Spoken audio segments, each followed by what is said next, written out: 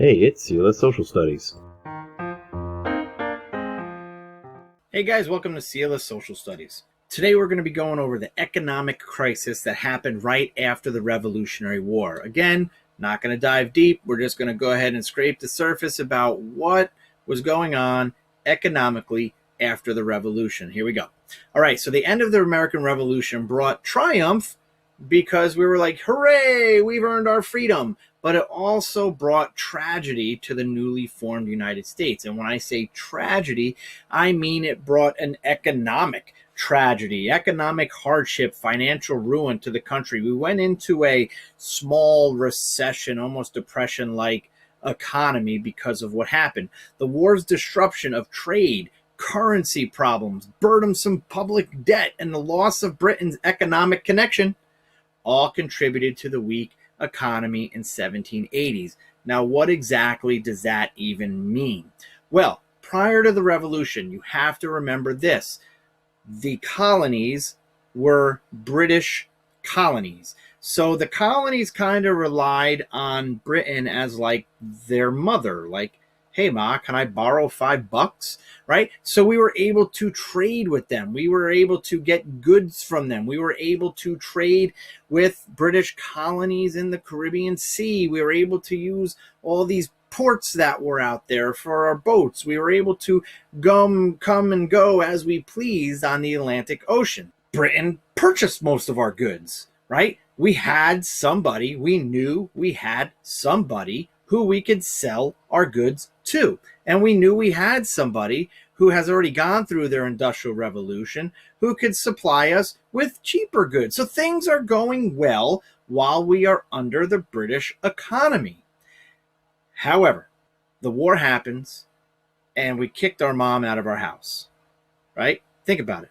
If you kick your mom out of your house, who has given you an allowance, what happens to your allowance? You might have this whole house to yourself, cha-ching, but where are you getting the money from, right? Unless you have a job and you can go out and you're an adult, blah, blah, blah. But remember, we are a young nation. We are a new nation. Think about if you are a new, or just a young child that doesn't have a job and you kick your mom out, boom, bink, right? Where are you going to get money? So this is what happens. Britain pretty much effectively stops trading with the United States, blockades all of the ports in the Atlantic and the Caribbean, and kind of makes it so we cannot trade anymore. There's a picture on the screen here. The purple, there goes our exports from Britain, or exports to Britain as well. Boom, blockaded. It says down there the West Indies trade, where all that sugar and rum and everything like that is coming from. Boom, blockaded. So anything that Britain still had their hands in, they were like, sorry, you guys won this revolution. You wanted your freedom. What are you going to do now? I'll show you how much you need us in Britain. That was their plan, how much you need to come back to us in Britain. So that's what Britain does. They effectively shut down everything of the Atlantic Ocean and the Caribbean Sea trade-wise. Stop trading with us, stop making it so we could trade with anybody else, and that's really bad.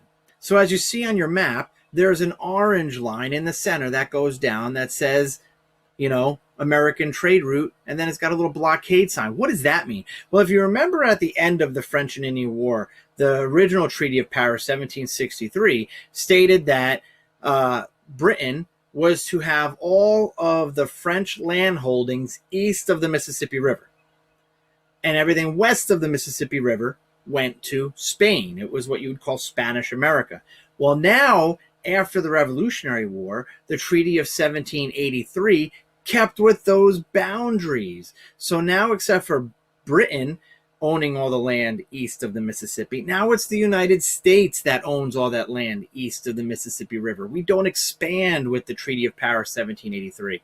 That Mississippi River still makes it that Spanish America is everything west of the Mississippi. So what does Spain do? The Mississippi River was supposed to be open to trade with America, but guess what? Nope. 1 year later, 1784, Spain effectively shuts down trade in the Mississippi River for the United States. Protests along the South are erupting along this river. This is the place where people are able to move goods up and down the Mississippi from north to south. They are able to leave the Mississippi and go into the Gulf of Mexico and travel into those Caribbean sea islands down there to be able to try to get to trade. But now if Spain cuts that off, what does that effectively do to the United States? If you look at that picture there, you have a blue arrow, a purple arrow, making it so we cannot trade anywhere to the east. And now you have a huge orange arrow smack dab right on the Mississippi River that now says we can't trade anything west. We can't use that Mississippi River. So if you do that, what exactly happens in the United States? You can't do anything. Closing the British markets causes American exports to drop on the Atlantic. Cheap British goods are flowing into the country. Garbage stuff. We had no authority to pass tariffs, taxes. Remember the Articles of Confederation, very weak. We could not do that type of stuff. We were just unequal trade with Britain, and we were hurting. States did work independently to increase their own trade, right? So like maybe one state would trade with somebody, another state would trade with somebody else, but that does not help. Okay, the Confederation Congress had no power to regulate this interstate commerce, which is trade between the states. There's no way to regulate that. States were making their own money now. So now if you have one state making one money, another state making another money, it's all paper. It's not backed by silver or gold. It's all kind of worthless. So loss of trade with Britain combined with this inflation of America because our money is starting to become worthless, we lead into a small recession or depression. So that's the type of things that happen in the economic crisis after the Revolutionary War. We won our independence. That is all great.